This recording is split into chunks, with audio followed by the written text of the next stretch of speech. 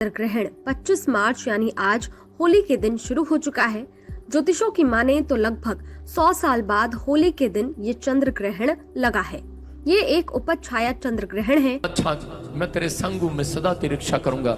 लेकिन बहुत सारे लोग डरे हुए हैं संसार की चीजों से, लेकिन आत्मा आपसे बात कर। अगर आप अपनी लाइफ में छुटकारे को देखना चाहते हैं, कलेश को खत्म होता सुनेंगे कि दिल्ली की राजधानी नहीं रहेगी, दिल्ली की राजधानी नहीं रहेगी, चेंज करनी पड़ेगी। कुछ टाइम ऐसा आएगा कि चेंज करना पड़ेगा सिस्टम को। और मैं देख रहा हूं कुछ देश, 5 देश इकट्ठे होकर अब 2023 में आपके साथ, आपको पता लगेगा बहुत सारे लोगों का पैसा रखा हुआ नाश हो जाएगा, बहुत सारे लोग प्रॉब्लम में जाएंगे।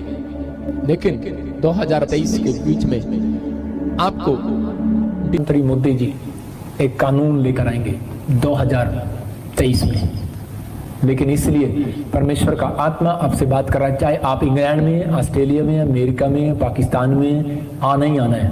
मैंने कहा था बड़े तूफान भूकंप आएंगे, तूफान आ गए, अब भूकंप की बारी है।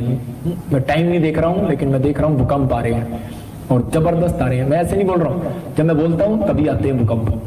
मुझे पता है यीशु मसीह ने पहले से लिखा हुआ आंधी तूफान भूकंप आएंगे, लेकिन प्रभु मुझे जब दिखाता है तो फिर आना स्टार्ट हो जाते हैं। लेकिन आपके बच्चे, आपके परिवार के लोग सुरक्षित रहेंगे यीशु मसीह के नाम में। लेकिन कुछ कानून मैं कह रहा हूँ कि वो अच्छे के लिए आएंगे, आपके लिए, अपने भारत के लिए। आज हम ईश्वर को जानते कब है? जब हमारी नीड होती है, जब हमारी आवश्यकताओं की हमें बहुत ज़्यादा ज़रूरत होती है, तो हम परमेश्वर के वचन के पास जाते हैं, उसकी आराधना करते हैं, उसकी स्तुति करते हैं। और जब वचन हमें अपने पास लेके आता है तो हम उसे नहीं देख पाते। इसी तरह वचन देखो आप, कहीं संकेत आपको इस तरह के मिलेंगे, कहीं तूफान आ रहा है, कहीं बाढ़ आ रही है, कहीं जलजला आ रहा है, कहीं भूकंप आ रहे हैं। आप इस चीज़ को अनदेखा ना करें, आप इस चीज़ को अनदेखा ना करें। ये एक ऐसा विषय है जो हमें अवेयरनेस की तरफ लेके आता है, वो हमारे परिवार के लिए, क्योंकि प्रभु ने अपने इकलौते पुत्र से प्रेम किया। उसी प्रकार हम भी हमारे पुत्र और पुत्री और हमारे माँ बाप से प्रेम करते हैं। क्यों करते हैं? क्योंकि वो रीति उसने सिखाई है और हम उसके लिए कुछ भी करने को तैयार हो जाते हैं। उसी प्रकार परमेश्वर भी अपने एक पुत्र के वादे के लिए सब कुछ कर सकता है। आप जान के अनजान ना बने, आप अनदेखा करते हैं मेरे भाई बहनों। कोई आपसे मांगता है तो आप नहीं देते हो, कोई आपको पुकारता है तो आप नहीं जाते हो। आप क्यों ऐसा जीवन जी रहे हो? जबकि परमेश्वर के सिग्नल यही है कि जो परेशानियाँ आती है उसके पीछे परमेश्वर खड़े होते हैं। पर जो परेशानियों को देख के परमेश्वर को भूल जाता है, परमेश्वर भी उससे भूल जाता है। मेरे भाई बहनों, आज हम बहुत से भाई उन दुख उठा रहे हैं जो शरीर की पीड़ाओं में, पारिवारिक पीड़ाओं में, कर्जों में हैं, जो आज एहसान तले दबे हुए हैं, जो बोझ तले दबे हुए हैं, जो आज हिम्मत नहीं जुटा पा रहे, जो आज अपने परिवार को नहीं चला पा रहे।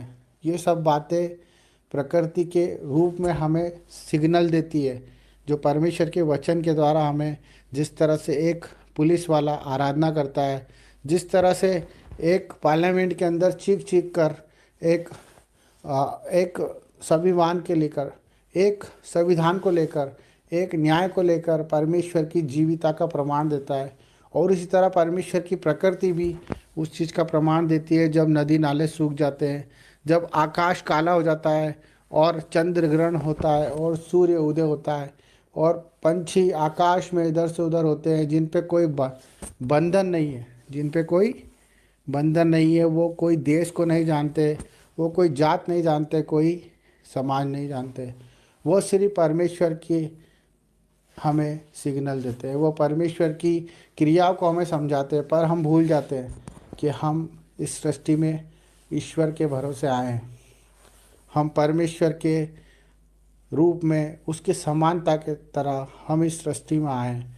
हम जिस दिन अपनी फ़िक्र करना छोड़ देंगे, जिस दिन हम दूसरों की फ़िक्र करना शुरू कर देंगे, उस दिन आपको परमेश्वर की हर एक बात सुनाई भी देगी और दिखाई भी देगी। हमें अपने दर्दों को, अपने दुखों को आज अपने जीवन से निकाल के फेंकना है। हमें उनका महत्व ख़त्म करना है। जो हमें लगता है कि हमारे बिना नहीं हो सकता, वो चीज़ों को हमें छोड़ना है मेरे भाई बहनों।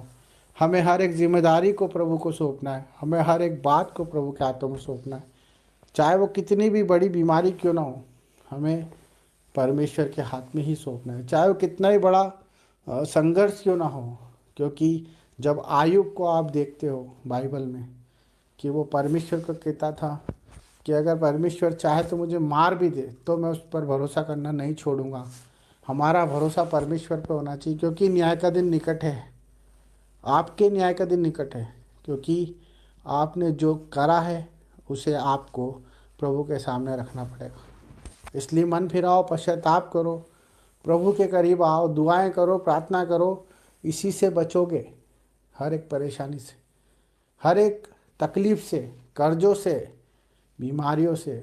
जब आप मन फिराओगे और अपनी गंदी आत्मा को छोड़कर परमेश्वर की पवित्र आत्मा को स्वीकार कर लोगे, यही सच्चा परमेश्वर हमसे चाहता है कि आप आपकी फिक्र छोड़ दें और परमेश्वर की प्रार्थना दुआ में लग जाएं और उसके कामों को करें, उसके कामों को ढूंढें।